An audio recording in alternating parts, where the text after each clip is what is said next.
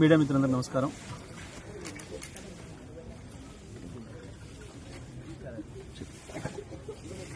దక్షిణ భారతదేశంలో ప్రత్యేకించి రైతులకు సంబంధించి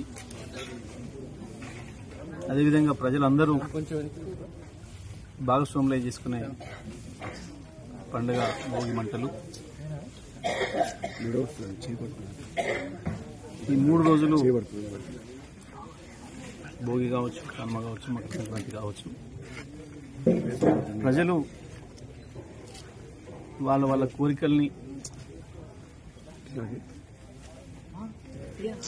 వాళ్ళలో ఉండే ఆలోచనలని సరి చేసుకునే విధంగా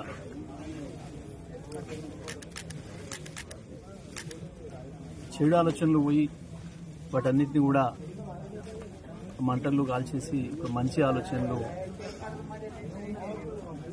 మనసుతో ఉదయించాలని చెప్పి కోరుకుంటూ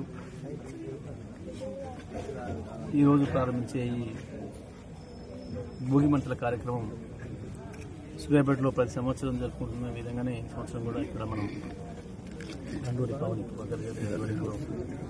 నిర్వహించుకోవడం జరుగుతూ ఉంది. సూర్యాపేట గత 10 సంవత్సరాలు నిజంగా ఈ భోగి మంటలతో ఏదైతే ఆశిస్తారో ప్రజలు, అదేవిధంగా ప్రతి సంవత్సరం ఒక మంచి ఆలోచనలు ఉదయించి సూర్యాపేట బ్రహ్మాండంగా అభివృద్ధి చెందింది. తెలంగాణ రాష్ట్రం కూడా అద్భుతంగా అభివృద్ధి చెందింది. తన దురదృష్టం గత సంవత్సరం ఎందుకో సరైన ఫలితాలను పొందలేకపోయింది సూర్యాపేట పట్టణం, అదేవిధంగా తెలంగాణ రాష్ట్రం కూడా. మరి ఈ సంవత్సరమైనా ఈ పరిపాలనలకు ఉండే ఈ చెడు ఆలోచనలన్నీ ఈరోజు మంటల్లో పోవాలని, ఇది నుంచి వచ్చే సంవత్సరానికైనా కనీసం మళ్ళీ పాత పద్ధతుల్లో అభివృద్ధి జరగాలని, పాలకుల్లో మార్పు రావాలని, సూర్యాపేట మళ్ళీ పూర్వవైభవాన్ని సాధించుకోవాలని చెప్పి కోరుకుంటూ ఈరోజు అందరూ కూడా పొద్దున్నే వచ్చి ఈ చలిలో కూడా ఈ భోగి మంటల కార్యక్రమం నిర్వహించుకోవడం జరిగింది.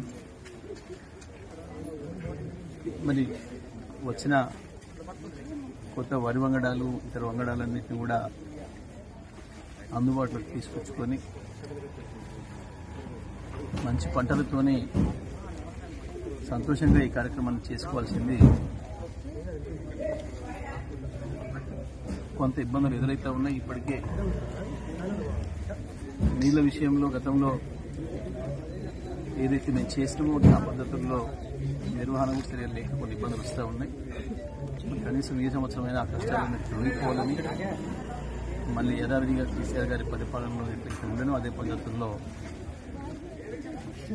మళ్ళీ పొలాలన్నీ పచ్చబడాలని, ప్రజలకు ఏ కష్టాలు లేకుండా, ప్రత్యేకించి పరిపాలకుల ఆలోచనలు మంచిగా ఉంటేనే ప్రజలకు మంచి జరుగుతుంది.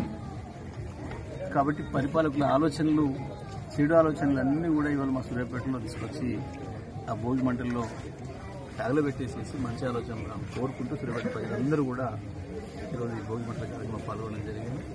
మరి ఈ సందర్భంగా సూర్యాపేట పట్టణ ప్రజలకి, నియోజకవర్గ ప్రజలకి, ఉమ్మడి జిల్లా ప్రజలందరికీ కూడా